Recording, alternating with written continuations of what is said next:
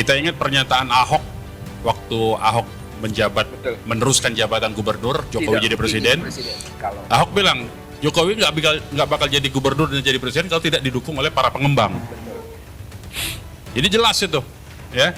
Jadi yang membackup Jokowi sampai sekarang pengusaha-pengusaha itu sampai sekarang. Saya balik ke pertanyaan kenapa Jokowi kuat. Tadi Munarman udah cerita bagus banget ya. Bagaimana salah satu yang dominan itu duit. Duitnya banyak banget. Dr. Kiai Haji Abdullah Hehamahua mengatakan, Edi, kalau semua duit seluruh presiden yang pernah ada digabung, itu kalah dengan duitnya Jokowi. Pernah jadi ketua LBH kan? Iya. Silakan, kupas tuntas saja. Baik, dari Rahman Erlangga tadi ya. Kenapa Jokowi kuat? Pertama-tama secara real politik itu, dalam berpolitik itu yang memiliki kekuatan satu yang punya uang. Nah Jokowi itu di belakangnya itu betul-betul disokong oleh pengusaha-pengusaha yang membackupnya. Kita ingat pernyataan Ahok waktu Ahok menjabat, meneruskan jabatan gubernur, Jokowi jadi presiden. Ahok bilang Jokowi nggak bakal jadi gubernur dan jadi presiden kalau tidak didukung oleh para pengembang. Jadi jelas itu, ya. Jadi yang membackup Jokowi sampai sekarang pengusaha-pengusaha itu sampai sekarang. Jelas kapitalisme, ya. Jadi itu ya kapitalis lokal lah yang menjadi sub dari elit-elit global, ya. Jadi kalau ditanya apa kekuatannya, uang. Dengan uang ini dia membeli semua, dia merusak semua institusi negara di kita, termasuk kepolisian, BIN, TNI, dirusak semua dengan uang itu, ya. Jadi dia mengandalkan loyalitasnya itu dari kekuatan uangnya, yang tidak mau ini dipindah sama dia, tidak dikasih jabatan, sehingga tidak lagi ada sistem meritokrasi itu, ya. Jadi itu kalau jawabannya yang tuntas begitu. Nah kalau soal yang kedua, kemudian Jokowi ini sangat pintar memainkan isu, dia punya tim sepertinya di belakangnya ini, ada konsultan ininya, konsultan komunikasi politiknya, ya. Makanya dia tampil tuh sama seperti anaknya sekarang, lugu, tapi dia terus menyisir dari kolong-kolong jembatan, belusukan lah, ya. Itu terus dilakukan dan selalu juga tampil sebagai pemaaf. Kita lihat bagaimana dia memaafkan Rismon, dia memaafkan siapa? Yang dua lagi Egy Sujana, memaafkan DHL. Nah itu bagian dari strategi politiknya itu, ya, harus dilihat sebagai bagian dari strategi politik.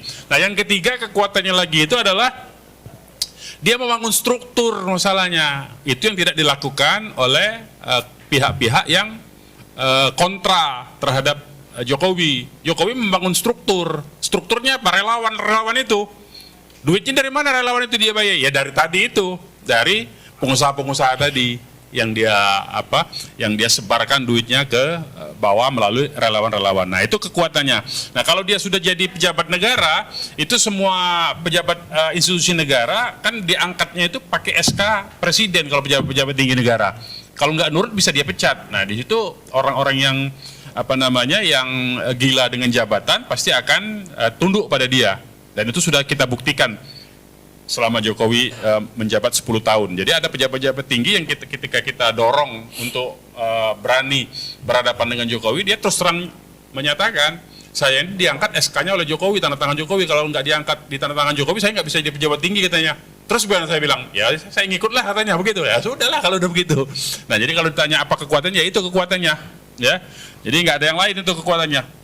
Nah, kita saja sebetulnya, ya kekuatan kita itu ada pada Allah sebetulnya. Cuman umat Islam ini nggak pernah bisa meluruskan niatnya, itu masalahnya lagi ya kalau di kitanya. Nah yang kedua dari Yana ya, sumber dana NGO.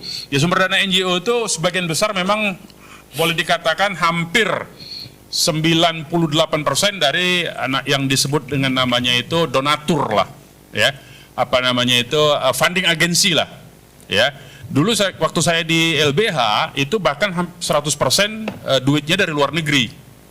Jadi ada pengalaman lucu waktu saya pegang menjadi ketua itu, dana Ini LBH Jakarta Pusat. Saya Indonesia Pak pegangnya. Karena saya dari daerah. LBHI berarti ya? Iya, LBHI-nya. Jadi waktu saya pegang sebagai ketua LBH Indonesia itu dananya lebih kurang hanya tinggal sekitar 300 juta lah. Dan Waktu mulai awal pegang. waktu saya jadi ketua, Oke. sebelumnya banyak. Oh. Gitu.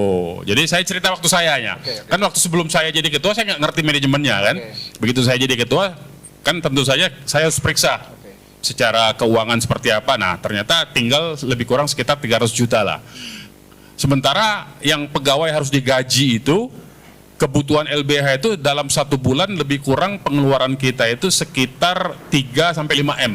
Allah Akbar. 1 bulan. 1 bulan. Karena untuk gaji semua, Pak. Jadi kan ada kantor cabang di beberapa provinsi dan itu digaji semua. Makanya kenapa aktivis-aktivis LSM itu giat bekerjanya ya karena memang digaji sebetulnya. Nah, waktu zaman saya karena saya tidak punya duit, akhirnya pakai efisiensi, Pak. Oh. Semua aktivisnya tidak digaji, yang kita gaji karyawan tok. Oke. Yang cleaning service-nya, nah itu kebijakannya begitu, Pak. Jadi kalau kita jadi penguasa begitu, Pak, harusnya, Pak. Top. Kalau sekarang kan enggak, dianya gaji besar, yang bawa-bawa nggak ada gajinya dibalik. Nah kalau kita balik waktu itu, jadi yang aktivis-aktivisnya tidak kita gaji, tapi yang karyawannya kita tetap gaji dari uang yang ada. Nah kan kita harus punya putar uang tuh, putar otak untuk cari uang. Nah dari mana akhirnya kita ya seperti sekarang dilakukan oleh Presiden Indonesia ini keliling dunia lah ya. Kita ke Eropa Utara, ke Skandinavia, ke Norwegia, ke Swedia, ke Belanda, ke Prancis, macam-macam lah. Kita cari duitnya itu. Nah, yang menarik ya, waktu ketemu sama funding agensi itu namanya funding agensi. Funding agensi itu semacam lembaga yang dibentuk oleh pemerintah negara-negara mereka. Separuh dana dari APBN mereka, separuh dia nyari sendiri dari masyarakatnya. Nah, dan kemudian itu disalurkan ke dunia ketiga seperti Indonesia. Itu Dunia ketiga. Iya, dunia ketiga namanya kita ini kan ininya. Nah, yang paling banyak itu memang memperhatikan Indonesia itu adalah Belanda karena dia merasa punya tanggung jawab moral bekas jajahannya, begitu. Nah, yang menarik waktu kita ke Belanda, waktu saya ke Belanda itu diskusi dengan lembaga yang semi pemerintah tadi dibentuk oleh pemerintah, namanya Novib namanya ya. Nederland apa saya lupa itu dah panjangannya. Nah, dia tanya, ini pertama yang dia pertanyakan itu adalah kenapa waktu sebelum Anda jadi ketua LBH itu kenapa Anda ikut-ikutan bela Abu Bakar Ba'asyir katanya. Oh. Itu satu pertanyaan. Yang kedua pertanyaannya, kalau kami kasih dana lagi ke Anda, lembaga Anda ini, sejauh mana orang-orang Kristen di Indonesia dapat pembelaan dari saudara, dari lembaga Anda? Itu kenyataannya. Bantuan bersyarat ya. Jadi bantuannya tidak ada bantuan yang gratis, itu tidak ada. Bantuan bersyarat. Bantuannya semua pakai syarat. Ya, bantuannya itu semua pakai syarat. Program-program yang diajukan itu kalau tidak cocok dengan agenda mereka nggak bakal disetujui. Jadi semua program, jadi dia memang punya program besar. Judulnya memang bagus-bagus. Demokratisasi, akses terhadap keadilan, itu judul programnya. Penguatan civil society. Penguatan civil society. Itu judul-judulnya bagus-bagus. Tapi begitu teknisnya, yang dimaksud dengan civil society itu kelompok mana yang Anda biaya. Kalau kelompok Islam nggak bisa, langsung dicoret, langsung berhenti itu. Mainnya diimplementasi di laporan keuangan nanti. Pada saat pelaporan keuangannya, laporan kegiatan itu dia lihat, ini kelompok mana yang Anda bantu, yang civil society yang mana. Kalau kelompok-kelompok Islam bantu misalnya pengajian ini, wah langsung berhenti itu program. Tapi kalau yang dibantu aktivis-aktivis sekuler, yang anti-Islam, oh itu terus tuh bantuannya. Nah begitu juga demokratisasi. Kalau yang banyak difasilitasi itu kelompok Islam, nggak bisa itu. Makanya tadi pertanyaan, kenapa dulu Anda membela Abu Bakar Ba'asyir katanya? Begitu. Pakai jawabannya Pak? Saya jawab aja pakai teori mereka sendiri. Anda kan mengajarkan HAM. HAM itu membela orang tidak memandang siapa latar belakangnya. Saya gituin aja. Karena memang begitu kan. Dia mengajarkan begitu. Saya pakai aja ilmunya mereka. Nah, diam dia. Tapi dia bilang, ya tapi kami dipertanyakan oleh donatur kami di dalam negeri sini. Kenapa uang kami dipakai untuk membela terornya? Begitu. Nah, jadi itu ada bersyaratnya. Jadi tidak semua uang, termasuk utang luar negeri yang resmi melalui negara, begitu juga. Jadi jangan dikira kepala negara keliling kemana-mana itu nggak pakai syarat, sama syaratnya. Yang LSM aja, dunia LSM aja begitu, apalagi yang negara, ya. Dan mereka sekarang ada perubahan kebijakan sejak Soeharto itu tumbang tahun 98. Kalau dulu dana-dana mereka lebih banyak dialokasikan untuk membantu LSM. Tapi begitu kemudian Soeharto jatuh, terjadi perubahan politik lebih terbuka, mereka lebih banyak membantu langsung ke lembaga negara, Pak. Begitu. Jadi misalnya ada program Saya pernah ngalamin dulu. Ada program disebutnya itu akses untuk keadilan bagi rakyat miskin katanya. Ya, judul program itu Access to Pure, Access to Justice to Pure. Maksudnya bagi orang-orang miskin supaya bisa mendapatkan pembelaan bantuan hukum. Pur, bukan pure, pur ya. Nah, jadi program itu dulu sebagian besar ditaruh di LBH untuk membantu orang-orang miskin memang ya, yang bermasalah, yang dapat yang penggusuran segala macam lah pokoknya. Advokasi lah. Tapi kemudian belakangan setelah Soeharto jatuh, dia langsung ke Mahkamah Agung program kerjasamanya itu.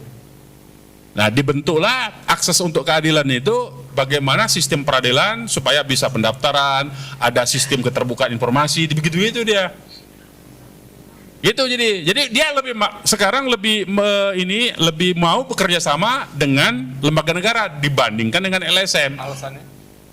Dan negara bisa diakses, bisa bikin aturan, dia bisa mengendalikan kebijakan negara. Misalnya begini, pernah Sekretariat Negara itu dan Mahkamah Agung punya program untuk digitalisasi sistem peradilan. Alatnya beli dari mereka semua, dan mereka bisa akses itu kapan saja. Kan ada keuntungannya bagi mereka, dan alat mereka laku dijual. Kalau untuk ke LSM cuma habis untuk kegiatan-kegiatan yang seperti ini, seminar macam-macam begitu. Jadi nggak bisa dia artinya manfaatkan langsung. Tapi kalau ke negara dia bisa dapat langsung manfaatnya. Nah, itu alasannya kenapa dia sekarang lebih banyak bekerja. Makanya duit LSM sekarang kering sebetulnya dibanding sebelum Soeharto jatuh. Kalau sekarang lebih kering LSM itu, jadi harus kerja keras betul LSM itu sekarang. Ya, nah itu kalau soal pendanaan tadi pertanyaan jadi kalau dari luar negeri hampir 100% bahkan ya. Nah, kemudian yang ketiga dari Sudendi, selain masalah politik adalah masalah ideologi. Iya betul.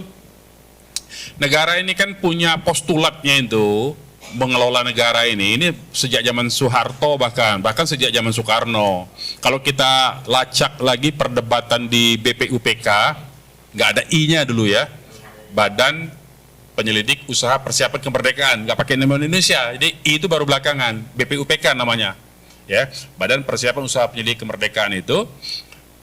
Perdebatan tentang apakah Indonesia ingin menjadi kerajaan, republik atau dasarnya Islam itu sudah terjadi. Dan akhirnya mayoritas ketika di voting itu lebih kurang yang menginginkan sistem sekuler itu adalah 64-66%. Itu sempat voting tuh. Nah, itu terus sampai sekarang. Sehingga kemudian negara ini memandang kekuatan ancaman bagi negara ini, ya, eksistensi negara ini ancamannya dari kelompok kanan yaitu Islam dan kelompok kiri yaitu komunis. Selalu begitu itu. Eka-eki.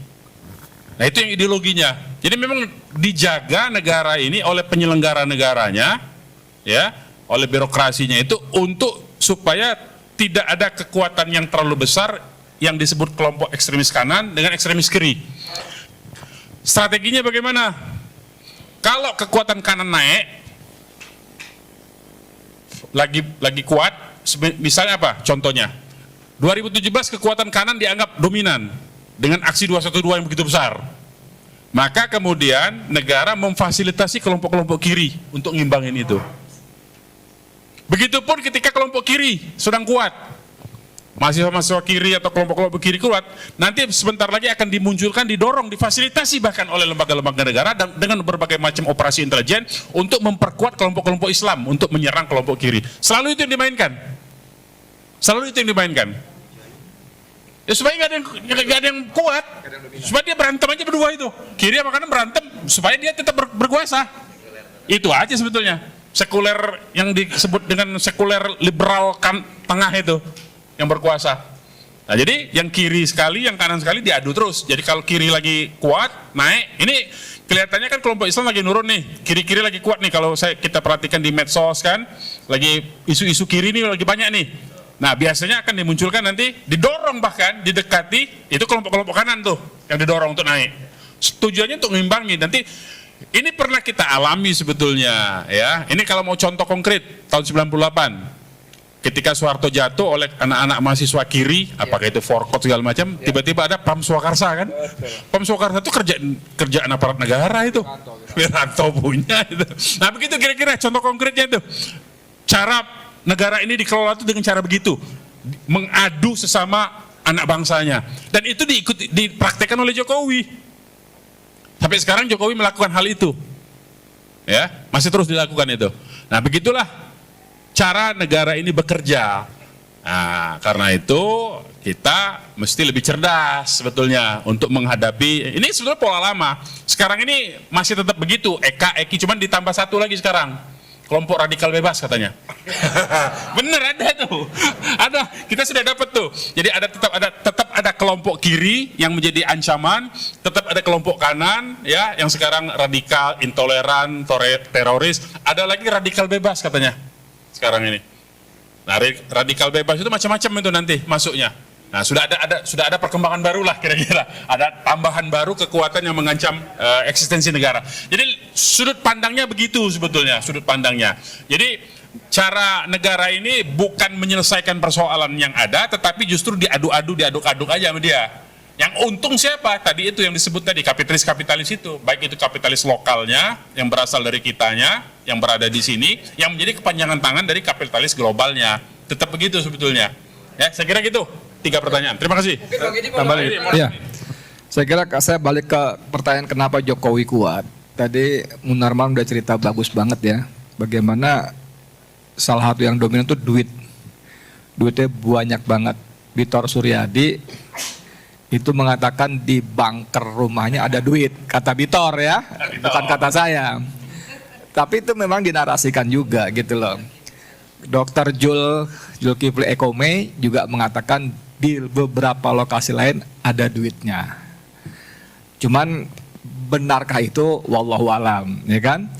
Yang pasti bahwa duitnya banyak banget ya. Dr. Kiai Haji Abdullah Hehamahua mengatakan, Edi, kalau semua duit seluruh presiden yang pernah ada digabung, itu kalah dengan duitnya Jokowi.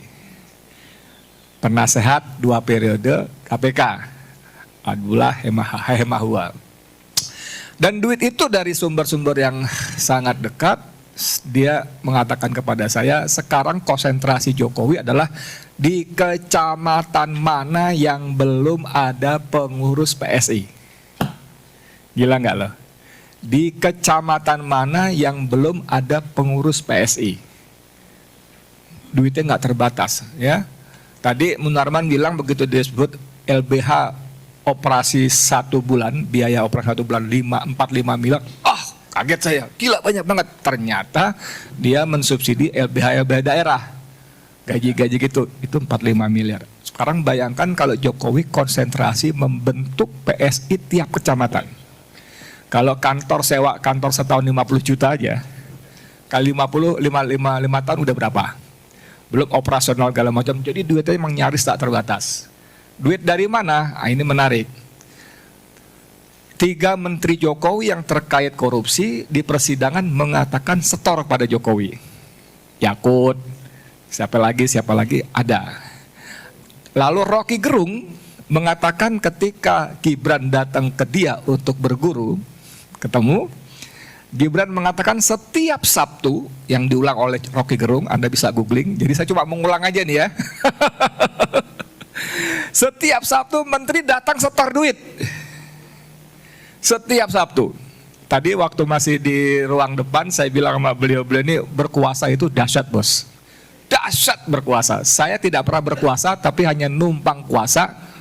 Dahsyat luar biasa. Itu tinggal kita buka mulut, duit ngalir. Mau kayak apa juga ada. Dahsyat, saya ngalamin itu. Nah, jadi duit itu memang banyak. Jokowi mengendalikan penuh para menterinya. Selain dia tadi beliau bilang dengan SK, Kepres, menjadi menteri, menjadi kepala badan, segala macam dan sebagainya, juga dia melakukan taktik sandera. Jadi kalau ada menterinya maling, korupsi, enggak dia tegur, enggak dipecat, enggak. Jadi misalnya nih menteri belah kirinya lagi nyolong mangga tetangga, dia potret aja, cetrek. Menteri makanannya cetrek, lagi tidur sama istri tetangga, cetrek, misalnya gitu, udah. Pada saatnya lo begini-begini ya, kalau enggak ini begono. Gitu loh. Jadi tekniknya begitu, dia menyandra tadi semacam tadi, dan itu dahsyat luar biasa. Yang sampai hari ini seperti beliau bilang tadi, walaupun dia sudah lengser hampir 2 tahun, 1,5 tahun, dia masih pegang pada posisi-posisi kunci. 20 Oktober 2024 Prabowo dilantik sebagai presiden. 21 atau 22 saya lupa, diumumkan kabinetnya. 17 menteri Jokowi ada di situ. Pratikno, Sri Mulyani, Tito Karnavian, bla bla bla bla, 17. Dan kalau siapa namanya Muhammad Saididu mengatakan tanggal 13 Oktober 2025 ya. Ya 2024. 13 Oktober 2024 Prabowo datang ke Solo. Kalau kata Saididu itu peristiwa lebih dahsyat daripada Super Semar. Karena ada 5 perintah Jokowi kepada Prabowo. Selain titip 17 nama, perintahkan tidak boleh mencopot Listio Sigit minimal 1 tahun. Ada 2 lagi yang saya nggak boleh ngomong, masalahnya nggak enak. Tapi kemudian ketika saya datang ketemu dengan orang sangat dalam, bukan ordal lagi, sangat dalam, dia akui itu, cuman dia jelaskan ini begini, ini begini, ini begitu. Yang juga saya nggak boleh jelaskan juga gitu loh. Jadi bagaimana dahsyatnya Joko Widodo gitu loh, dahsyat sekali. Nah tadi kembali lagi, Munar mengatakan bahwa dia tidak ikhlas, betul, lengser.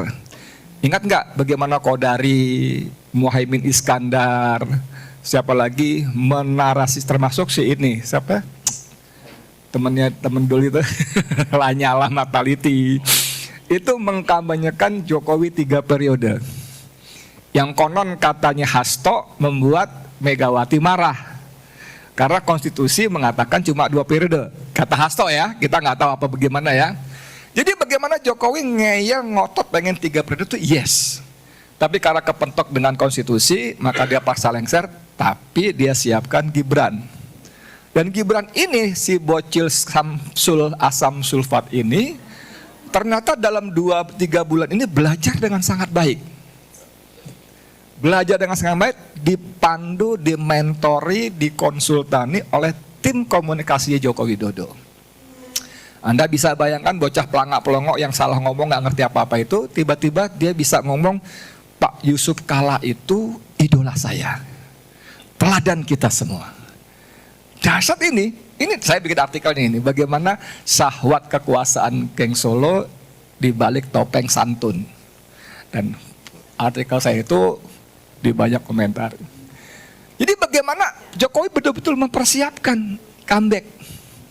Apalagi kalau kita mundur ketika Koni Rahakundini bicara kepada media, dia ketemu Ruslan yang sekarang jadi ketua Danantara, dia diminta gabung ke TKN-nya Prabowo Gibran. Mbak Koni gabung dong, resmi dong, pakai baju biru muda dong gitu kan. Kata, nggak usah, saya kan dibantu Pak Prabowo, saya susun roadmap pertahanan sebagainya. Enggak Mbak Koni, soalnya nanti, nah di sini masuk barang nih, nanti Pak Prabowo cuma 2 tahun, 3 tahun berikutnya Gibran. Dia kaget, saya berdiri, maksud lo kan gitu kan, dengan gaya Koninya kan ya. Kalau gue jadi Gibran Prabowo, kalau gue jadi Jokowi dan Gibran, Prabowo gue bikin mati besok gitu. Jadi bagaimana memang orang tua ini yang kena stroke, yang mati-mati ini, memang dibikin ke bahasa Jawa kejat-kejat, tahu nggak kejat-kejat? Diberikan PR-PR yang menguras pikiran dan emosi dia. Peristiwa 25 Agustus 2025 sampai September awal, demo besar itu bukan terjadi begitu saja. Ada aktor-aktornya, ada dong yang disebut-sebut dana Soros antara lain, dimainkan oleh LSM NGO tadi. Dan itu Prabowo marah besar. Dan setelah itu si siapa namanya ketua BIN Budi Gunawan dicopot. Saya telepon orang sangat dalam, itu Budi Gunawan kan orangnya sangat mega gitu, walaupun bukan PDIP, sangat mega padahal. Iya, Pak Lebin dulu. Lagi. Ya, saya jadi Menko Polkam kan.